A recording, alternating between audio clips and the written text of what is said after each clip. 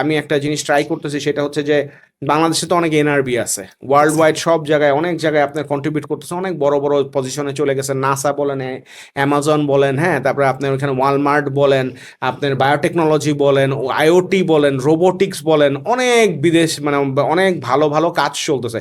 তো এরা তো আনটাচড, অনেকে দেশের সাথে বেশিরভাগ লোকের কি নাই নাই, এবং কোনো প্ল্যাটফর্ম নাই যে এদেরকে কি করতেছে, টাচ করার চেষ্টা করতেছে বা এক জায়গায় আনার চেষ্টা করতেছে। আমি খুবই ক্ষুদ্রভাবে একটা এক্সপেরিমেন্ট আমি অলরেডি চালাচ্ছি। I am trying to reach out to like 40,000 এনআরবিস যারা অনেক ভালো, ওয়াও, হ্যাঁ 40,000! 40,000 এনআরবিস যারা আপনার বেসিক্যালি এটা লিড জেনারেশন করছি আমরা লিঙ্কডিন থেকে করছে, এটাও আমরা লিঙ্কডিন সেশনটা আলাপ করতে পারবো।